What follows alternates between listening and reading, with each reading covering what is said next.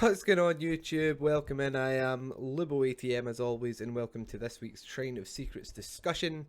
For those of you who are new to the channel, this is a video where I go through the weekly Shrine of Secrets, discuss what the perks are, do what you can use them for, and whether they're worth your hard-earned shards.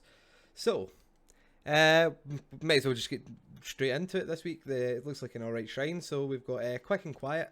So when you vault or the hide actions, noise detection, and audio range is reduced by 100%. And the cooldown on that says 30 seconds there, but tier 3 is 20 seconds. So basically, whenever you jump into a locker, vault a window, vault a pallet, and this is active, you don't make any noise. So it can be really good if you pair it with things like Lithe. For fast vaults and then getting your speed boost. It can be very good with head on. It can be very good to pair with like deception for some fun plays. There's a lot you can do with quick and quiet. There is a lot you can do, and the ability, especially if you're running, for example, a build where you're running Lucky Break, for example. So Lucky Break, you don't leave any scratch marks for X amount of seconds. If you lose a killer in chase and then have the ability to dive into a locker, more often than not you're going to lose the killer. So yeah, it can be a really good perk to have. A lot of people use it with like other stealthy perks like Iron Will and stuff like that as well. If you're wanting to kind of evade chases and evade the killer and stuff like that, and ways to escape chases easily. It's just a really good perk. You can use it with so much. Meg's teachables are all really good. Obviously, other than that, you've got Adrenaline and Sprint Burst, and they all have a very good use. Yeah, that's only just a few things you can pair it with. I'm not going to bother going into the full list because there's umpteen, but a really strong survivor perk and can be used in a lot of different situations for a lot of different reasons. So would recommend this perk for you guys. The second one, which is a Steve perk. So if any of you play Dead by Daylight for any more than 20 minutes, you'll know that Steve's perks are questionable at best. So basically, if after you heal, I'm trying to think of the best way to describe this because it's very wordy and I don't want to have to read the whole thing verbatim. So when you heal another survivor, one health state, second one will activate. So second one is activated. The next time you're unhooked or unhook yourself, you will have the broken status effect.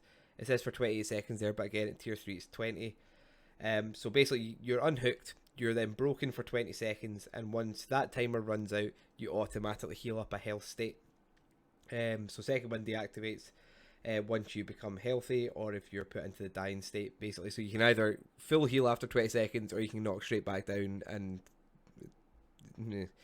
so this is basically can be a quicker alternative than healing under hook. So you can get unhooked and run to safety, wait out your timer, and then you're back to full health. It means that you and your teammate can get back on objectives or get to a safe zone and don't have to worry about like constantly being injured. So it's good in that sense that like you can basically get a free health state as long as you've healed someone else during the trial. The downfall is that with the way things are and have been in DBD for the last wee while, the opportunity of you being unhooked and not have a killer return directly to hook within your broken timer going down can be really questionable at times. So more often than not, if you're unhooked, then people farm you off hook, you know what I mean? Things like that.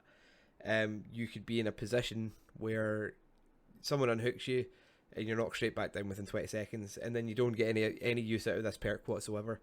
Another one as well, which is frustrating, is if you're unhooked and you've got borrowed time, if you take a hit, you go into deep wound state, and then when your timer runs out, all you do is heal from deep wound back to injured. You don't go injured back to full health. So that this would be a good perk if you could guarantee that you could get unhooked safely and kind of make out your timer. Also, if you're downed before you get a chance to heal anybody, or that you don't have an opportunity to heal anyone, it's just an empty perk slot. There's a lot of conditions to this perk which make it probably more questionable than others. If you ask me, I think it's a good idea, and it probably was a really good idea on paper.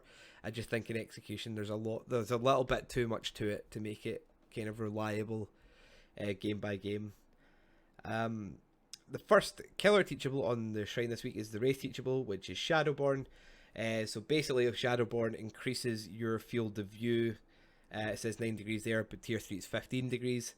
So this is really good on a lot of killers. Like increased FOV in any situation is a good situation, but you'll get a lot more value out of this perk from certain killers. So you'll see pretty much as a staple, 90% of good nurse players will run Shadowborn.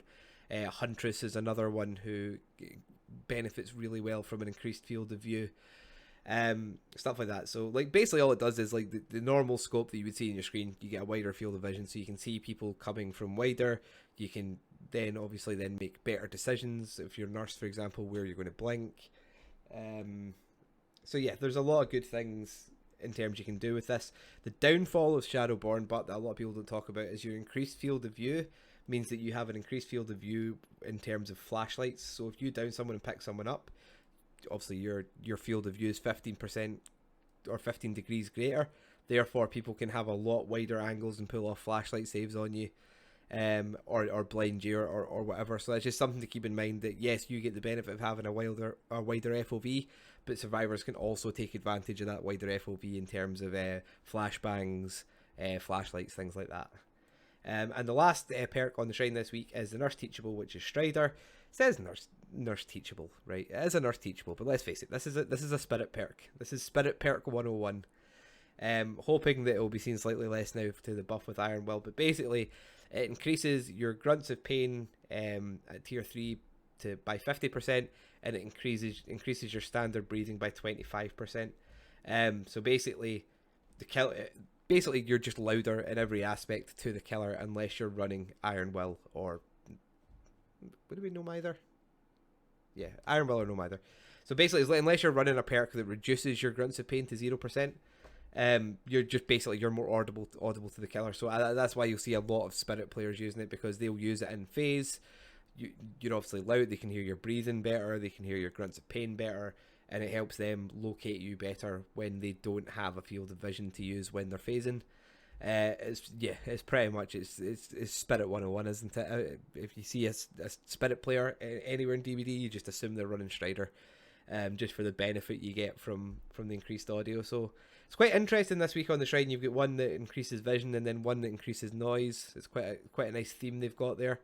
But yeah, that's this week's shrine. So as always, I would say recommend one for either side. So Quick and Quiet would be the obvious choice for Survivor.